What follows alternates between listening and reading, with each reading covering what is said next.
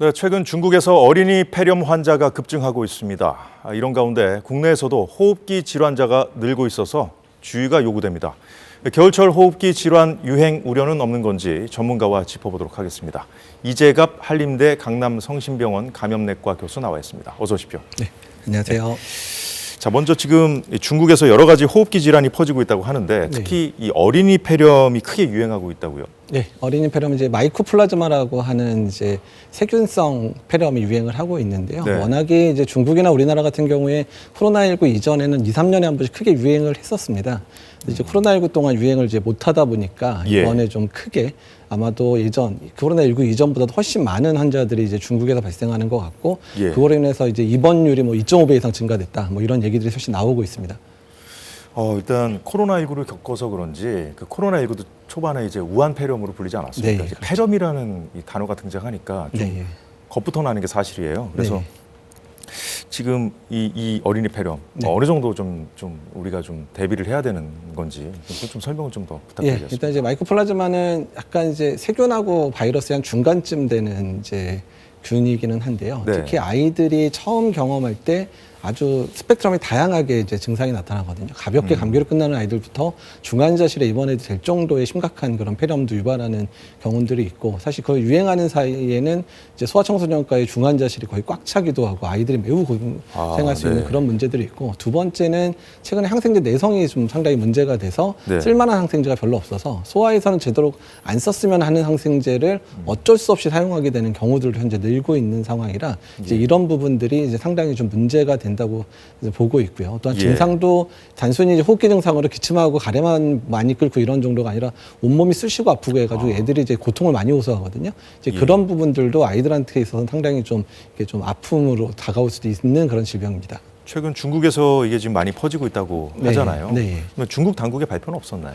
네, 이제 중국 당국에서 실제로는 이제 마이코플라즈마가 주로 검출이 되고 있는데, 이제 마이코플라즈마뿐만 아니라 인플루엔자나 아데노바이러스 같은 그런 이제 호흡기 바이러스도 같이 유행을 하다 보니까 환자가 많이 늘었다라고 나와 있고요.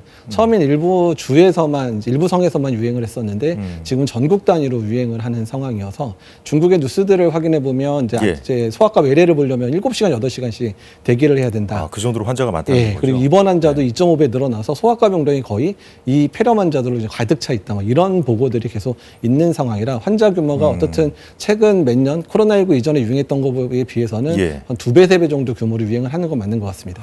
그러면 치명률은 어떻습니까? 그러니까 사망률 자체는 뭐 예전에 비해서 늘어났다는 보고는 없습니다. 그러니까 이게 소아에서 일부 사망하는 아이들이 있겠지만 사망률이 아주 높은 그런 폐렴은 아니거든요. 다만 이제 중증 폐렴을 앓고 나서 후유증 때문에 상당 기간 이제 호흡곤란이나 이런 부분들은 후유증을 남길 수 있는 게 이제 문제인 질환이긴 합니다. 지금 이제 중국에서 유행한다고 하니까 가장 걱정인 거는 이게 혹시나 우리나라까지 이렇게 전파가 되는 거 아닌지 그 부분일 텐데요. 일단 우리나라도 이미 이제 환자가 이미 늘어나고 있어서 기존에 한 지난달에 비해서는 거의 2배 정도 이 마이코플라즈마에 의한 입원 환자가 늘어났다고 이제 보고가 나오는데요. 다만 우리나라가 워낙에 코로나19 이전에 아주 극심하게 이 마이코플라즈마 폐렴이 유행을 했었는데 그 당시보다는 그때 피크만큼 올라가고 있지는 않은데 지금 올라가는 속도를 봐서는 아마도 코로나19 이전만큼이나 확진자 규모나 그다음에 입원 환자 규모는 늘어날 수도 있겠다라고 생각합니다. 그 정도입니까? 좋습니다. 그러면 일단 다른 중국 주변의 다른 나라들도 지금 예의주시하고 있을 것 같은데 타이완 같은 경우에는 어린이와 노인 등을 대상으로 여행 자제령인가요? 중국에 내렸다고 하는데 이런 조치 필요하다고 보십니까?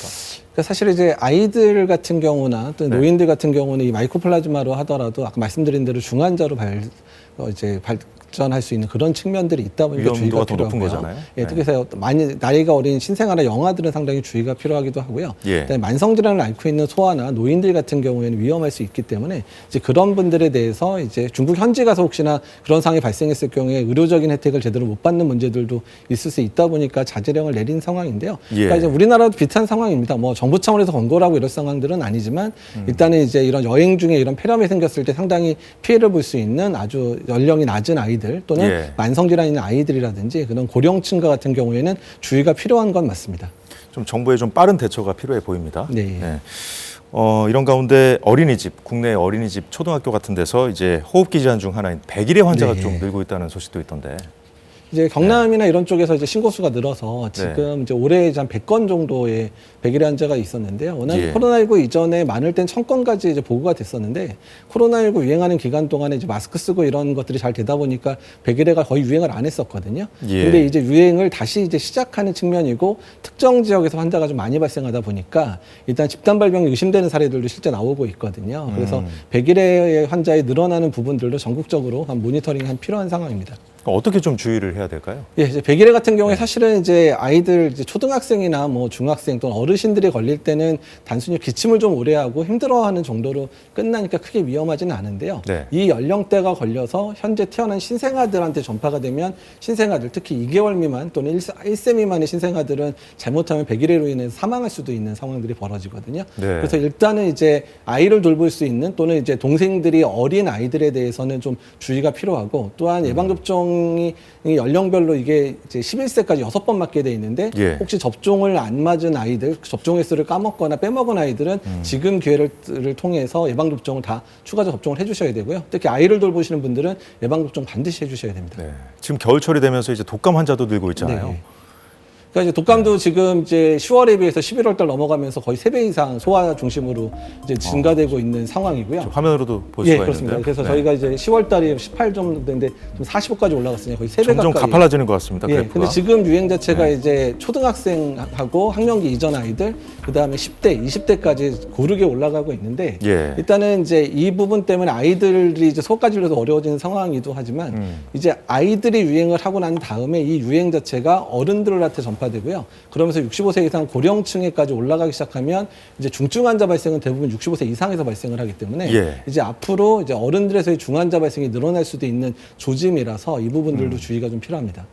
그러면 이제 본격적인 겨울철로 들어가면 네, 이제 예. 독감 환자가 더 늘어날 텐데 네. 예. 대비 어떻게 해야 되겠습니까? 예, 일단은 아직까지 예방접종을 안 맞으신 분들은 일단은 이제 65세 이상 또는 이제 초등학교 미만의 아이들은 국가 필수 예방접종으로 이제 정부에서 무료로 예방접종 해주시니까 네. 빨리 예방접종을 해주셔야 되고요. 한 가지 더 부탁드릴 거는 우리나라가 지금 연령 무관하게 만성질환을 가지신 분들도 독감이 매우 위험한데 정부 차원에서 지원해주지 않다 보니까 접종률이 20-30%도 안 됩니다.